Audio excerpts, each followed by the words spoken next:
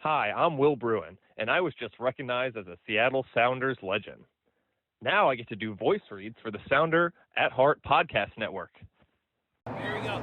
Come on! Hey, O'Shan! Let's go! The Seattle Sounders have done it! MLS Cup winners! Here comes Rui Diaz through the middle to crown it for Seattle! The Sounders rule the region! Seattle Sounders is campeón!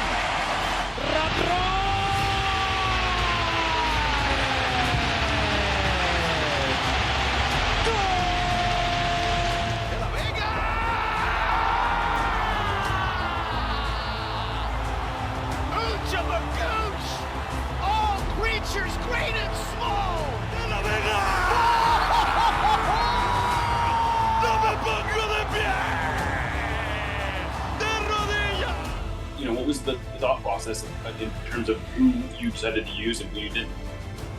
Ever since Sounder at Heart wrote a commentary that we didn't take Gold Cup seriously.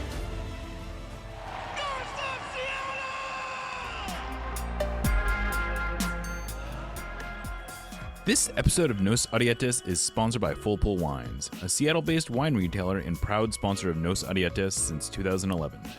Full Pull was founded in 2009, is based in Seattle, and is owned and operated by longtime Sounders supporters.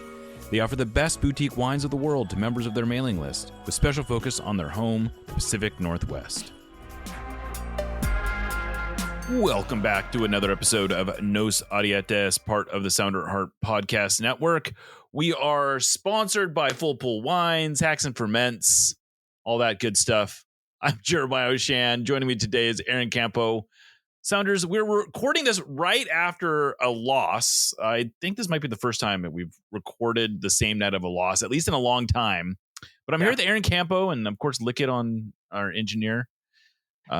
Second straight frustrating result, Aaron. Are you panicking? We haven't asked that in a long time. I feel like we haven't asked ourselves if we're panicking for months, if maybe not all year. I'm not panicking because I think that these results both fall into the characteristics of this team, right? They went on a great run. And then they had a disappointing, but I think fairly Sounders-esque result on Saturday against the Galaxy, where they looked good in attack. They scored some goals, but they had some really inexcusable defensive lapses. And then, the one tonight, I mean, a lot of people have said this, and it's because it's true. I don't think anybody cares too much about this game if not for the result on Saturday.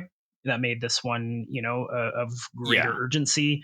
It led to the decision to maybe start a slightly stronger lineup than I think people might have been expecting. And then they just couldn't hang with a very good Miami team. I mean, I think it's easy to forget because we just pantsed them in a cup final that this is a very good team. They haven't lost at home in quite some time, I don't believe. So, but they didn't get the one against the Galaxy on Saturday, and so now they've got 1 point from the last two. It's going to be really, really hard to hang on to that fourth spot down the stretch without some help. So I'm not panicking, but it is disappointing because I think that this was a pretty important stretch of games here. And that Galaxy game was not a must win, but it was a must win for me to feel really, really good going into the stretch run. And I don't now. So that's a bummer. But I still think this is a good team that's capable of making a run in the playoffs. They've just made it a little bit harder on themselves. Yeah, I think I would agree with all of that. You take away the drop points against the Galaxy, and I think, we've been talking about this game as a likely loss. Probably I said this in the Discord, I'll stand by it. This was probably the most predictable result of the entire season when the schedule first came out. Playing on short rest at Miami, traveling across the country. There was a million reasons why this was not going to be a great performance. That said, after they dropped the 2 points to the Galaxy, all of a sudden there was a little bit more urgency to this one. Like it was like, if they can get a point out of this one, maybe that salves the wound a little bit from the Galaxy. And I do wonder what some of those lineup decisions were that Brian Schmetzer alluded to, sort of making as a result of the Galaxy game. I would imagine Christian Roldan was one of those players who would have otherwise gotten a day off. Maybe there were some other ones in there. I'm kicking myself because I meant to ask him about the Pedro de la Vega injury situation. I was a little surprised that he traveled and then didn't even make the game day roster. We were not able to get any clarity on that. So that's a little bit of a concern, I would say. But yeah, it's on one hand a totally predictable result. The first half was bad, but the second half was really not that bad. Really, the one goal they give up in the second half was frustrating because it comes when Kim Keehee is off the field, essentially because he's getting his hand fixed after it got stepped on. I'm sure we're going to find out that he broke a thumb or something like that. But other than that goal, I thought they looked okay in the second half. Right after they scored, actually, it seemed like they had some momentum and they looked okay.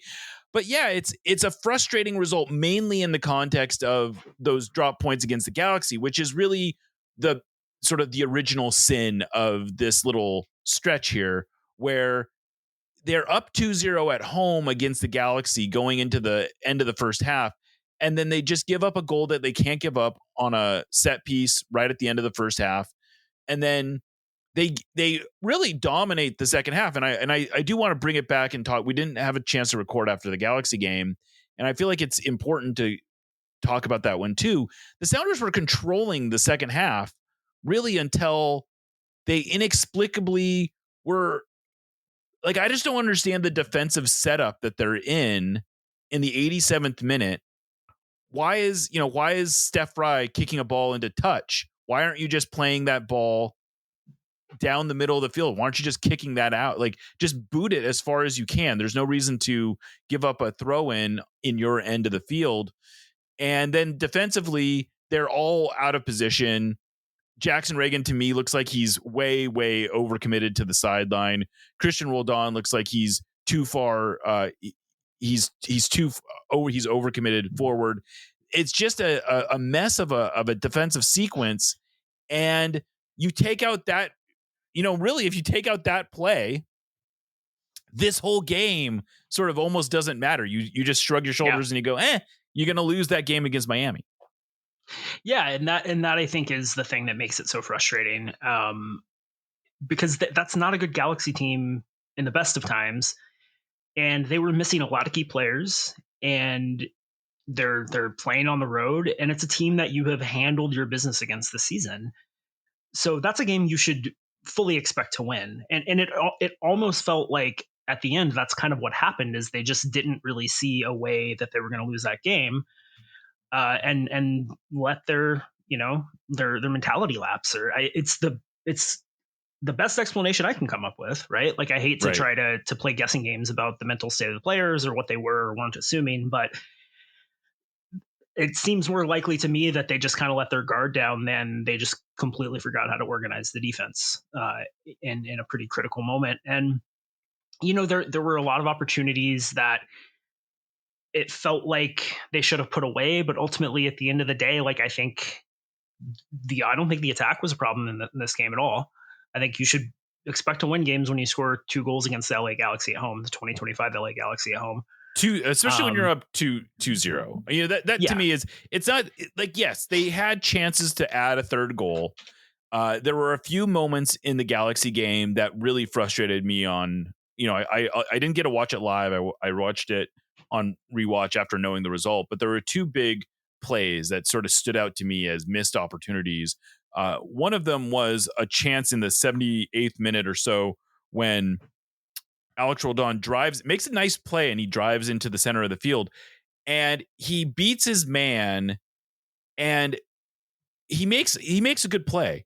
But unfortunately, he has Paul Rothrock absolutely wide open on the left side. Yeah. He just feeds it to him. And I'm not saying that's an automatic goal or anything, but it's a much better look than Alex Roldan's going to get.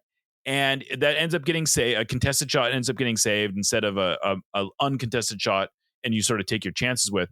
And then there was another play right, like in the 85th minute, essentially right before the equalizer, where the Sounders drive down the field, and And Georgie Manungu ends up with the ball near the top of the penalty area, about 22 yards out. And he has a bunch of different passing options. No one with a better look, but lots of open players who he can extend the possession with. And instead of extending the possession, he kicks it. He takes a shot from 22 yards out. It misses. And it wasn't immediately. But essentially that's what starts the sequence that ultimately ends up leading to the equalizer. But it's not that he did something that led to it. It's more that he had an opportunity to waste time, to burn clock.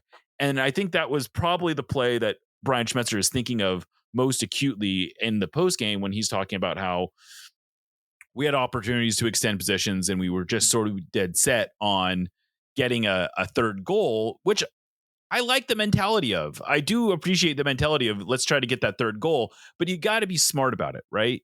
And I just don't feel like the Sounders were not at their sharpest. They were not their smartest, and it bit them pretty badly.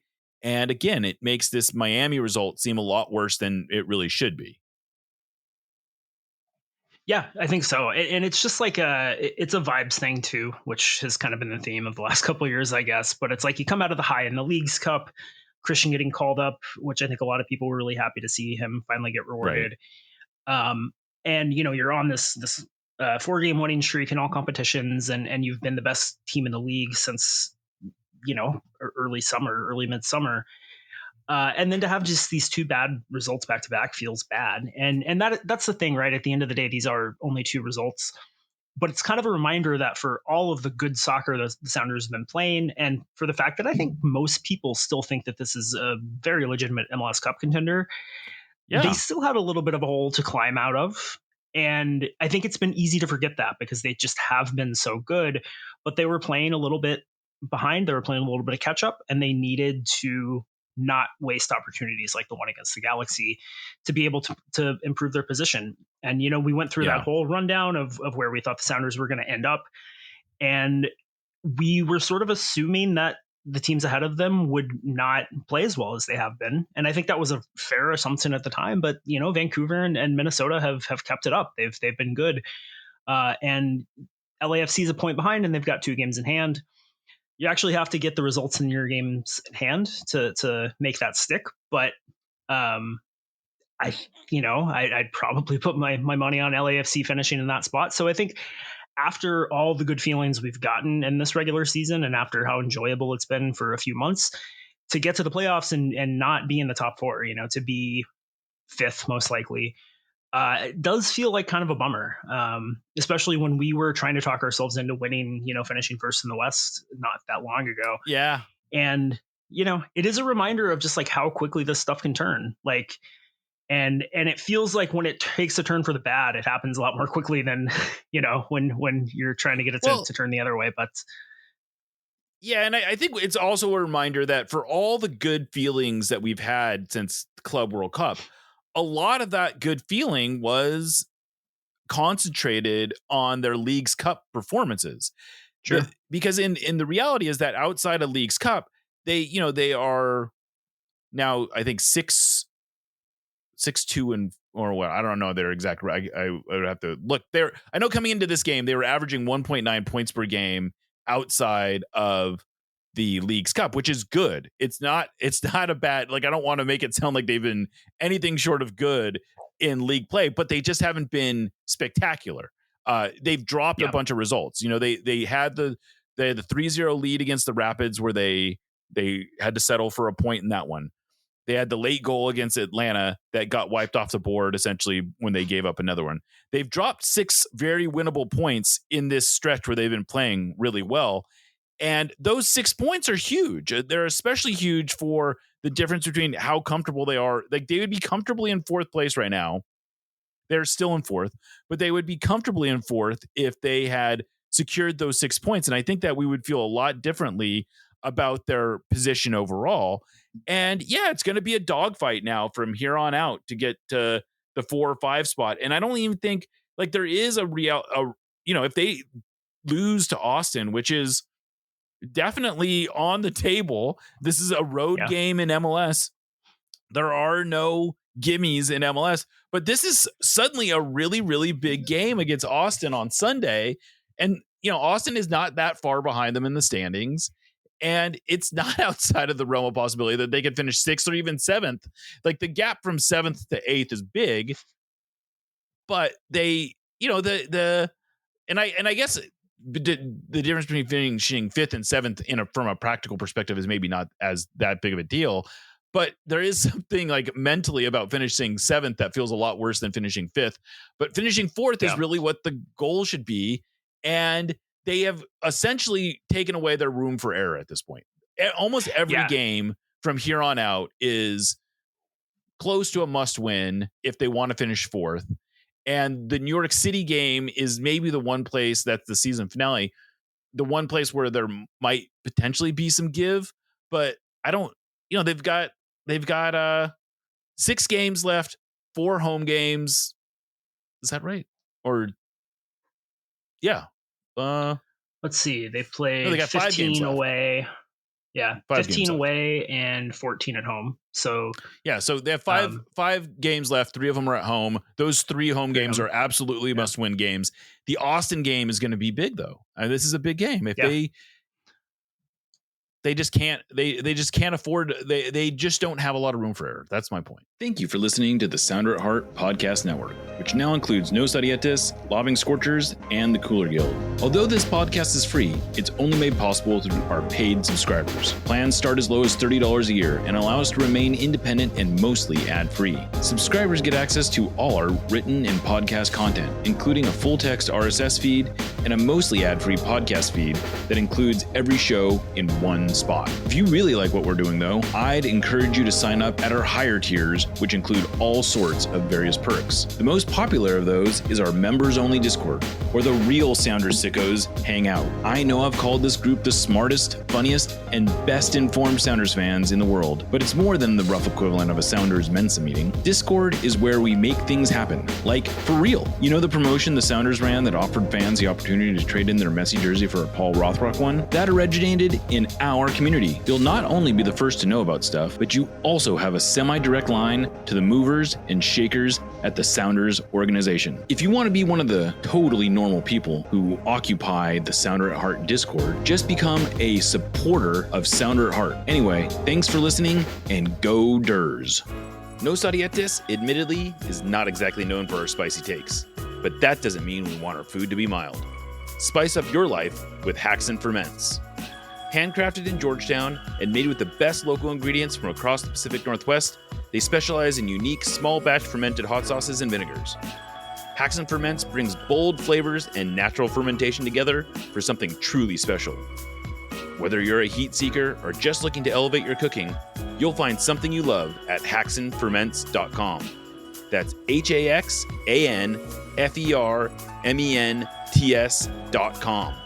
And right now, if you use the code SOUNDERATHEART, that's all one word, at checkout, you will get a free hot sauce with your order.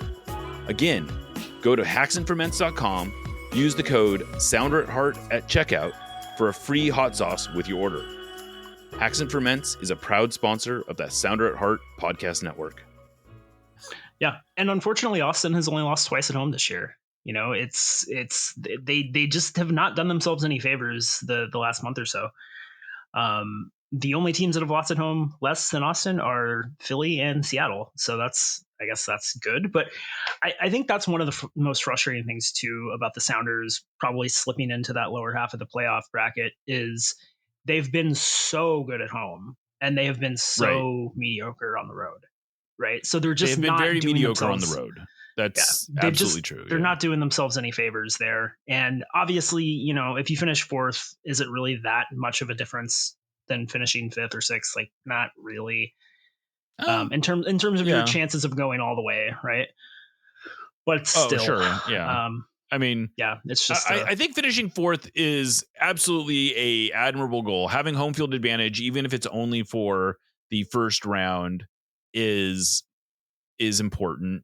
And then you sort of take your chances after that, right? The good news is that the gap between first and in terms of quality of the teams, the gaps between 1st and 5th in the West is not that big. Like I'm not that like Vancouver looks good, Minnesota looks good, San Diego looks good, LAFC looks good. The Sounders look good too. I think all 5 of those teams in terms of quality are, you sort of take it on any of those teams could win on any given day. And what the Sounders really need to do though, from here on out is separate themselves from the rest of the pack. And that's going to be the trick. The trick here is going to be if they win against Austin, you can kind of forgive the Galaxy result a little bit more. But they still have some tough games at home against, their last 3 home games are all against teams in the playoffs right now. It's against Vancouver, Portland, and RSL. Those are very, very, those are all effectively must-win games. Again, if the goal is to finish 4th or, maybe better, that it's not really that much in play, but these are suddenly very important games. And it doesn't, and I want to be clear, none of this takes away from my belief that this is a really good team. It was only, 2 games ago that we were talking about these guys being among the MLS Cup favorites. I think on their day, they still are. But like you said, the margins are really, really small. Yeah, they are. They are. And it's, it's MLS is competitive. And I think that we and I include myself in that. I'm not including you in that because that's not nice to do. But I think we probably overrate the Sounders at times. We sort of overlook some of their flaws. And that's the fun. Yeah, and they're a lot of fun to watch, right? It's easier to ignore the fact that they have regressed horribly defensively and are a pretty mediocre defensive team this year because they're scoring a bunch of goals and they're winning games in lopsided fashion. But by goal difference, they're the 5th best team in the Western Conference right now. And right. I don't think that necessarily speaks to ultimately their quality, right? Like I think that they're a better team than Minnesota. I think that they're on equal footing, at least with LAFC. But this is sort of a coming back to earth kind of moment, right? Where it was very easy to convince yourself after the Leagues Cup win that this was the best team in MLS and they were going to make an MLS Cup run. And I think it's a little harder to talk yourself into that being a certainty at this point. Yeah, I don't think I think the certainty with which we felt those emotions is probably diminished. It doesn't diminish they've shown that on their day, even without their best players, that this is a very good team that is capable of getting results. Yep. I really do think that this was a team capable of getting results against result tonight against Miami, but they were not the way they played was not up to their standard. And I think and Schmetzer sort of owned that to a degree. It's hard to say, like, if you put in Snyder Brunell for Christian Roldan, is that going to change this result? I don't know. I would have felt, honestly, though, better about it. I would have felt a lot better about it if Snyder Brunell. Yes. If they lose 3-1 and Snyder Brunell starts this game, I feel better. If they lose 3-1 and, Yeimar, I did not like. Reagan looked a lot better than Yeimar. In hindsight, I wonder if it would have been better to flop them. But Yeimar didn't look up for it. Nuhu did not look good. And that's one that's a little bit more tough to handle because he should have the legs to, he did not play in the Leagues Cup final. Presumably he would have been a little bit better ready. I think his mistakes were more mental. He keeps he kept guys on a couple times when he shouldn't have. He seemed to be a little out of position on a couple of the goals. That's a tough one. Rothrock, you can kind of go down the I don't know that anyone who started on Saturday looked entirely up for this one. And that's sort of what's frustrating. Yeah, no, I would agree with that. And I think you make a really good point about it's not that Brunell would have fixed things. Right. It's that because, honestly, Christian looked very bad by his standard in this game. He had like 4 giveaways that are just not his. Yeah. Not his style. One of which directly led to a goal. Led to the first goal. But he did have a couple of like pretty good defensive plays. He had, some decent looking attacking. I mean, he's a movements. good player. Yeah, right. Yeah. He's a good player.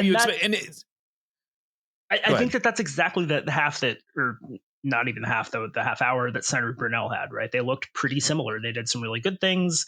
Snyder had a really bad giveaway that led to a goal. Almost led to a goal. Or not a goal, but a really good chance. Yeah. And, I don't really think it matters, but would have been nice to get Christian a little more rest, because now the Austin game is so much more important. You probably need to start him again. I do think it's going to be a little easier to recover from this one, just because he didn't play for the US a couple days ago, and he's going to get most of the rest of the week off. I'm assuming not off, but maybe they'll go a little lighter on him in training this week because it's a short week. So yeah, I honestly feel like this is one of those ones where the easier thing would have been maybe to bench him, to not start him against the Galaxy at home. Yeah. And then let him rest from, and I don't want to get too much into second guessing Schmetzer. He has pressed a lot of the right buttons, but there are a few lineup decisions between this game and the Galaxy game that feel a little too easy to second guess. One of them being starting Christian twice. Like, I really think they needed to choose one of those two games to start him. Yeah.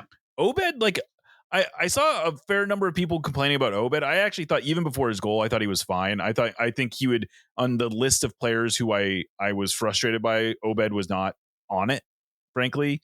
I think that the Sounders I thought Obed looked fine. Maybe not great, but he was not one of the players who I was stressing about. Manungu, I thought was okay, but again, this is a player who was fresh. But I feel like we have maybe not talked enough about the player who a lot of people are going to want us to talk about in this game, and that's Stefan Frei. I asked Schmetzer about him, and I thought his answer was actually fair, which is, I don't know if he, look, you can argue he got a bad read on the second goal, but I also have to give him a little bit of grace in that the reality is Leo Messi had a look right in front of goal. Like, the biggest problem on that goal was probably not Steph Frei's read of Leo Messi's shot. The bigger problem was the cross that comes in and Messi being all alone in front of goal. Like, on some level, like, could he have done better? Sure, but that's not the main culprit of why that goal happens. Similarly, on the first goal, he gets a leg to it, but he does, let's give him credit. He takes the right angle and he gets his leg on the ball, and sometimes that goes in and sometimes it doesn't. It went in this time. Hard to put that one too much on him. And then the third goal, again, he gets rooted to the ground. You'd like to see him make a better effort on a ball that is right over his head. But on the other hand, it's an open header from point blank range. It's not that realistic for him. So it's like he looked bad. Like, in ways, he looked bad on all three goals, but he also made a bunch of good saves. I don't know. I'm a little bit I have mixed feelings about this one, because on one hand, I don't understand why you start Steph on short rest. This seems to me like a perfect example of, look, it's an excuse to let Thomas play. And instead you sort of end up in a situation where you're like Thomas wouldn't have been worse, I don't think. No, I don't know. I don't know. I think that some of the calls for just the immediate benching of Steph and declaring him done for were a little over the top, because he did have that great save against Messi. He had a couple other nice saves. And honestly, he plays the one where Messi is all in on goal. I thought, like, he doesn't save that one, but I thought he actually did a good job of creating, of staying big, essentially. But go ahead. I'm sorry, I cut you off. I think that the thing with the second one that's so weird to me is that there's nothing about the way he reacted to it made me think that there's just something from the camera angle we didn't see, because it's not like he reacted in a way where he just reacted too slowly. Like, he moved the wrong direction initially. And so I'm just like, that's just one of those that I'm willing to chalk up. Like, I think it's very bad to not make that save, because it was not a very good shot and he went in a weird direction. But I don't think that that goal specifically is evidence of him being past it, right? And the other two, you know, I don't know that Thomas makes those saves. I think, like you said, like I don't think he. I don't know that he's going to do any worse in those situations, you know. Right. But it is just one of those things where I think that it is weird to not give him the start, because now you're in a situation where everything is getting second guessed. And I think if this game plays out the exact same way and Andrew Thomas is in goal, and I think that that's a reasonable assumption to make. Yep. That now you've made your job a little easier, because you can say, look, you know, like we want to rotate these guys, and Andrew's going to get his chances, but like he had his chance and he didn't do a great job. And, you know, Steph hasn't made any big mistakes since coming. And now, you know, it makes it a trickier discussion. I mean, I'll be very curious to see who starts against Austin. I will too. And I think it's sort of like the Brunel situation where, look, no one's expecting Snyder Brunel to take Christian Roldan's job. Christian Roldan, let me just say, Christian Roldan has been the Sounders' best player all year. I'm willing to give him some grace, but I just also feel like Brian could have done him a solid and given him a game off in one of these two games.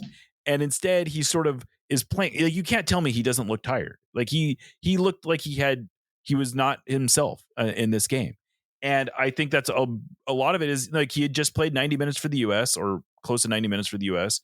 And then he played, he played, I believe, 90 minutes against Galaxy. And it's just give him a break. Like, you don't need him to start. Yeah. You don't need it would have been nice to get a result from this game, but it just feels like you can make your life a little easier. And the Thomas one falls into that same situation where just make your life easier. Like, I just thought starting Andrew Thomas in this game was it was like a gimme to me of like, look, give him the game. It doesn't, and I honestly, I hate to say this, but I think maybe part of the reason why he doesn't start him in this game is if Andrew Thomas plays well, it makes it tougher. But instead, you're sort of like stuck on the if this was a no-win situation, sort of like if the Sounders came into this game thinking, you know, this is probably a loss, it doesn't help you to put Steph in goal. Like, again, and I think too now. Oh, go ahead. Sorry. No. Go. No. Well, now you've put yourself into a situation where if you even if the plan all along was to give Steph this game and give Andrew Thomas the Austin game, now you put yourself in a situation where by doing that, you're setting the expectation that it's Thomas's job now and that Steph is getting benched for a bad game against Miami. Like, it's just, and to me, that suggests that Andrew Thomas is just not going to play the rest of the year. Like, that the plan was just to give Steph the job until he lost it. Right. And unfortunately that seems to be the situation. And I don't know, on some level, maybe that's unavoidable. The idea that Schmetzer is going to bench Steph for all that he's done while he hasn't really done any, and to be fair to Fry, he has not been bad. It's not that he looks I don't think he looks past it. He made 2 or 3 really good saves today. If you look at the XG on Miami, he did not, you know, they didn't have quite 3, but they were very, like, they had a lot of good chances. And Fry was, for the most part, made the saves that you'd expect. He made a couple maybe that you wouldn't expect. He didn't make one that you would have liked them to have made. It wasn't a bad game. But Andrew Thomas just finished winning Leagues Cup goalkeeper, you know, best goalkeeper of the tournament. And he's the young guy, and he's clearly more athletic, and you kind of like the idea of him playing in a penalty shootout a lot more than you like the idea of Steph playing in a penalty shootout. And all of a sudden, it's like these decisions just are going to get harder. I don't envy Brian Schmetzer, I guess is what I'm saying. And I felt like he could have given himself a little bit of a break, and instead he didn't, you know, and that's the bummer about this game. And like, these are the situations I think he's done a really good job of handling over the years. And so I'm willing, because we've questioned similar things in the past. Although I do feel like this is a slightly different situation where Stephen Fry is older. He's coming back from injury. This is a very short rest game. You've got another game coming up on the weekend. So you've got all the cover in the world you need to say, no, this has nothing to do with, this is just, we want to make sure Steph is fresh for the stretch run, blah, blah, blah, blah, blah. But I do think, I'm willing to give Brian the benefit of the doubt on this kind of stuff, but I'm just assuming there is something that it's one of those, right? Where it's like, there's something I'm not seeing here because it seems so obvious to me. Yeah. I mean, I just think it's a very similar situation to Nico and Raul, where they're in their probably last year as a starter, and it's just tough to put them on the bench.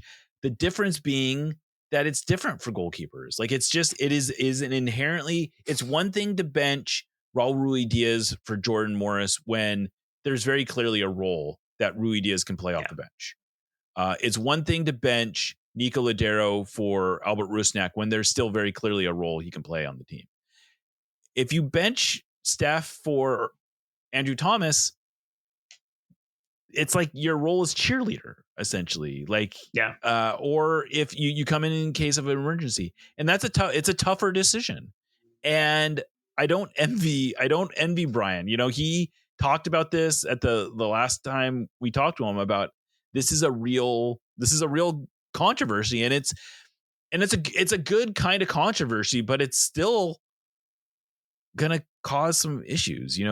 There's still questions here. But hopefully they can put it together for Austin. I mean, Austin should not be striking fear into them. This is very much a game the Sounders can win. Yeah, but they need to go out and do it now because they put themselves in that situation. They can win, but I think like a week and a half ago it would have been they can and should win, and now I'm not so sure about the should, and that's kind of a bummer. But they've still got time to figure it out.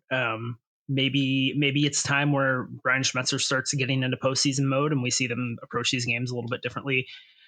Because I will say last year's team, I felt very good about their ability to go on the road in the playoffs and grind out a result. Mm-hmm. This year, I don't feel as good about that. And so I think they are going to have to make some changes to the way they play, at least on the road. And maybe you want to start making some of those adjustments now instead of, 3 days before the first playoff game. So, big game, should be interesting. Would feel real good about a win if they could get it. Yeah. Well, we're doing sort of a short show today, so that's basically it. Aaron has a concert, I believe, to go to. That is correct. Yeah. And, but we wanted to make sure we were on the record for the Galaxy and Austin game or whatever. Who did they play today? Miami, something like that. Miami. Yeah. But anyway, we'll come back and we'll be back next week for sure. Get back into our normal routine. I am Jeremiah Oshan, signing off for Aaron Campo and Lickett. This is No Audiates, part of the Sounder Heart Podcast Network. And remember, you'll never get alone.